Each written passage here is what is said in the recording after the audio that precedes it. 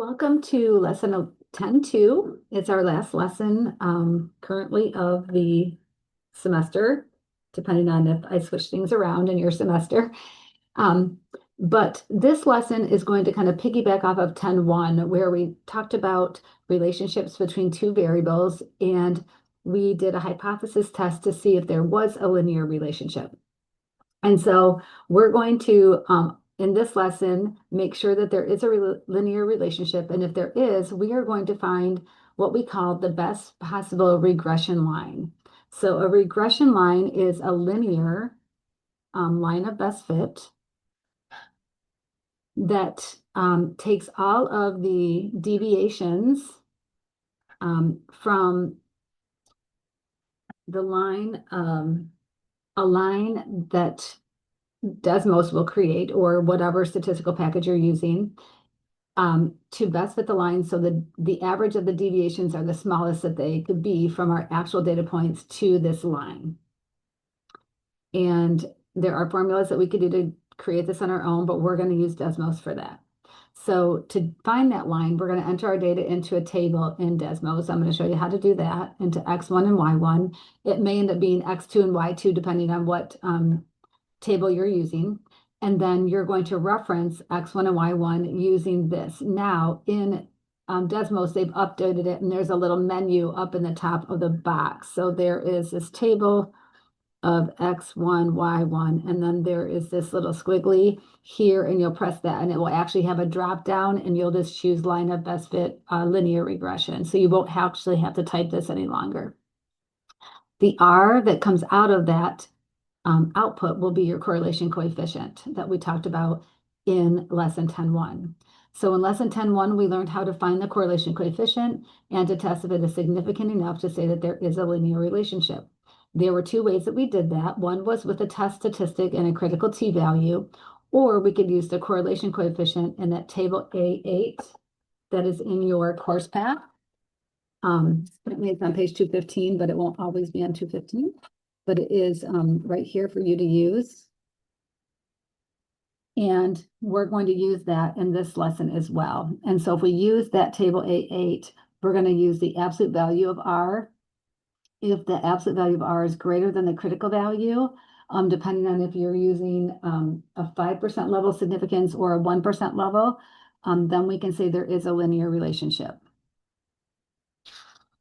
So let's look at a few examples here. So example 1 we have is the data show the first exam grades for 16 randomly selected students taking both college algebra and statistics. Use the college algebra scores for the independent variables to see if they can predict how well the students will do in statistics. So these are all each student with their college algebra score and then their statistics score.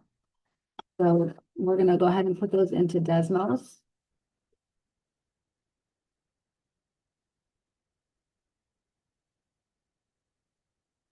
And let me find that. So I'm going to share my screen.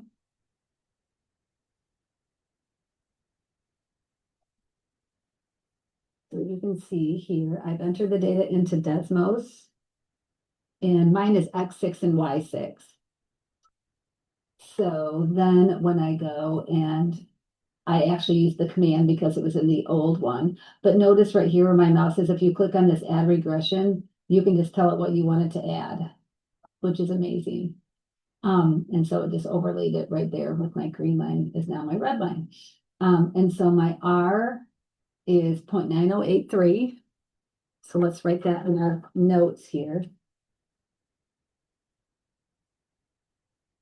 0.9083, and it's positive because there's a positive relationship, but we're going to look at the absolute value of it. And then we're going to go to table A8 in our notes. And you can see that here. I'm actually just going to show it here with you.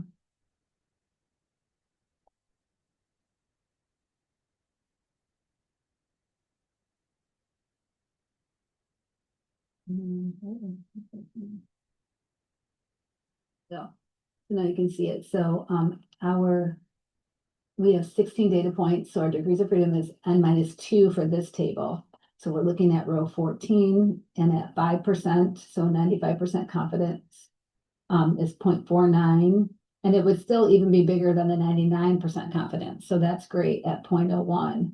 And so at 5% confidence, it is greater than 0.497. So we're going to go back to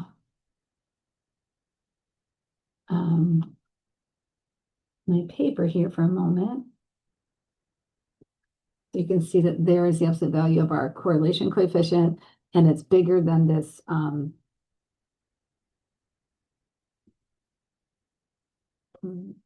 critical value from the table. So we can say there is a relationship.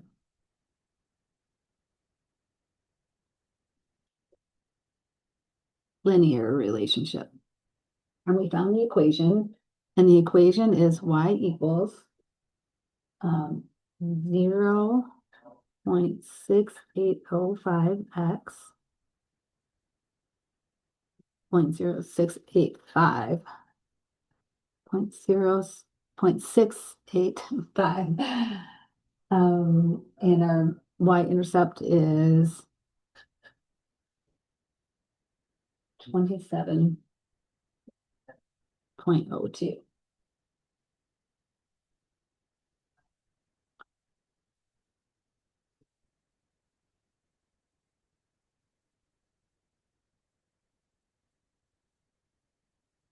And then it says find the statistic score when the college algebra score is 80. So when x is 80, what is y? So we could put that into our calculator here is one way. I'm going to show you a couple of different ways to do that. We can type it right into our phone, 0.685 times 80, and then add that to 27.02. And we get, we're predicting 81.82 as a score on the stat score. We could also just go right over here and see here, if you just type x equal to 80, you can see the intersection and it will give it to you right there, which is pretty cool. Desmos is much quicker than by hand, but it's good to know how to do that. Okay, let's look at our other examples here. So example 2, let's flip the page, is looking at drivers, their ages, and the number of accidents that they're in. So I'm going up here, I entered the data here. Whenever we go to new data, we have to make sure that we are hitting the magnifying glass so it readjusts. So this data seems to have a negative relationship. The older, it looks like the older that you are, the fewer accidents that you're in would seem to make sense. And then we're going to write down our R, and that means our correlation coefficient is negative.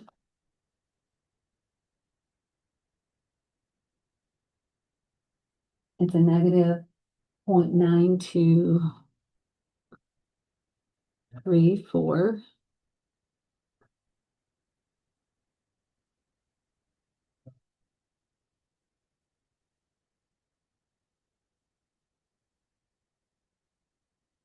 And we're going to compare that to our table.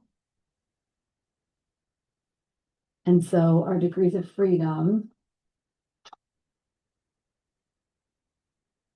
I'm going to go ahead and put a little note here, degrees of freedom equals n-2. And in this case, we have 1, 2, 3, 4, 5, 6, 7, 8. 8 minus 2 is 6. So we're going to look in the table here at 6. and 95% is 0.707.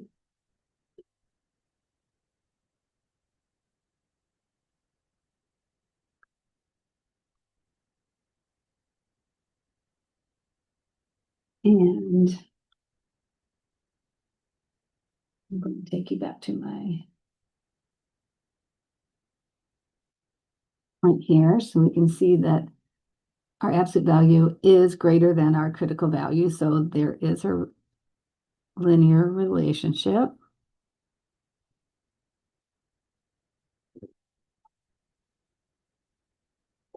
And this is the model that we came up with. And let's use our model to do some predicting. So it says find the number of accidents when the driver's age is 30 years old. So when X is 30, we predict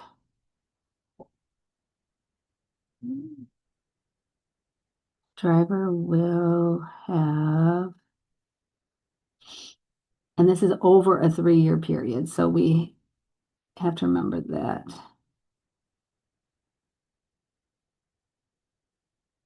So let's pick X. And we can just do it right here on the calculator because that's just as easy. So we have 0.18 times a 30-year-old. Oops, it's negative. Negative times 30 plus 9.02. So on average, 3.62 accidents. Still seems like a lot.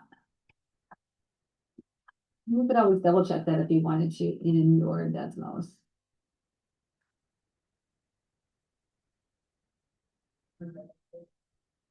To validate that. Okay. Our last example 3 is right here. It says these data were obtained for the years 2009 through 2014 and indicated the number of fireworks and millions used and the related injuries. Find the correlation coefficient and use the R value at 5% level of significance in our table. So we have 1, 2, 3, 4, 5, 6 data points. So our degrees of freedom will be 6 minus 2 or 4 is what we're going to be using. And if you go over 2, so our critical value at 95% confidence or 5% significance will be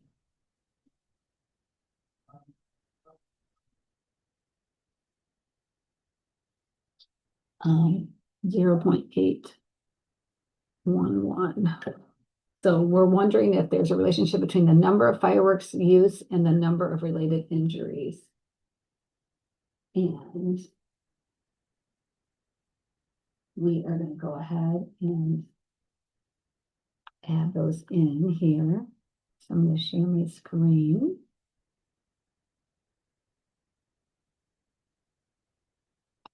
So we're going to go over here and we're going to add a table and enter these data.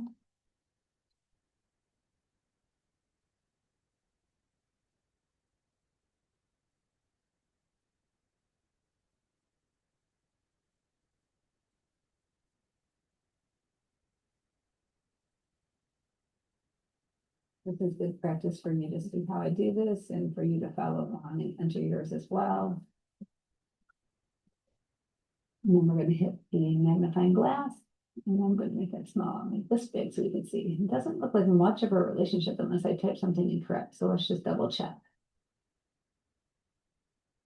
So this one year where there was a low fireworks use had a really high number of related injuries. So this is going to change things a little bit. So we're going to go ahead and just do our linear regression, and our R is very low.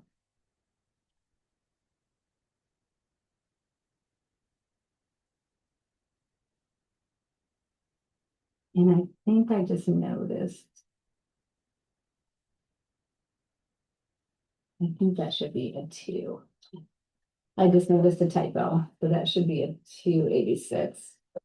So I just corrected that. And so that changes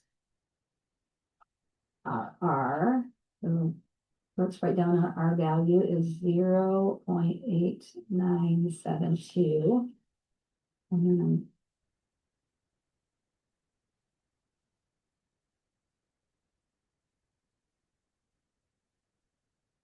then go ahead and write down your model as well. Our slope is 34.37 and our y-intercept is 1,718.3.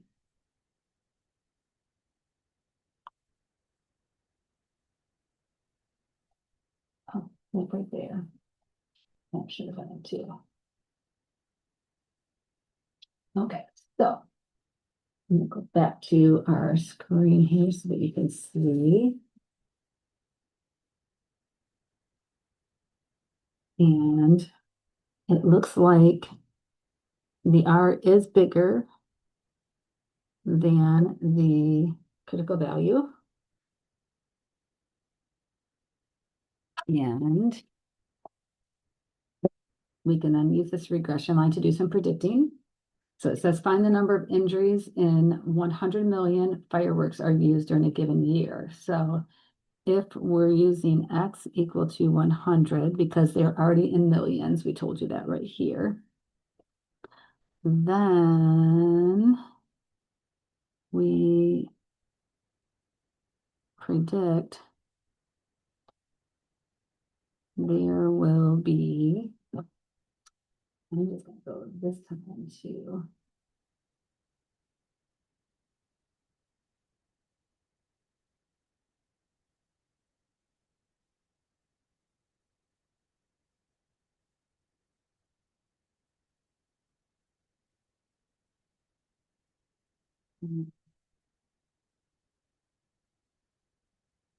Well, I have to go back and look.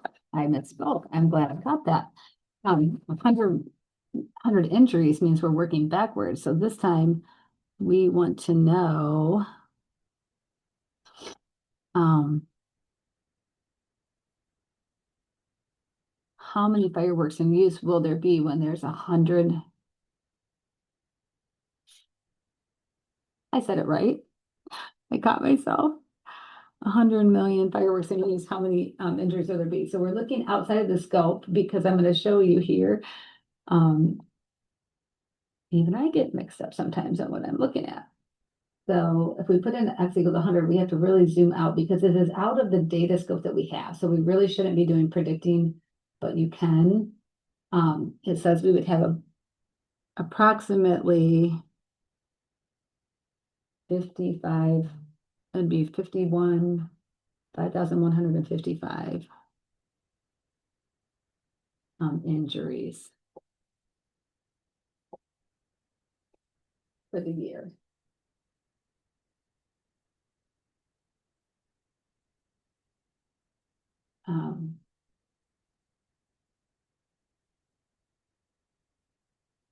Want to go ahead and let's go back to our paper so we can tidy this up. So when X is 100 million fireworks, we predict there will be about 5,155 injuries.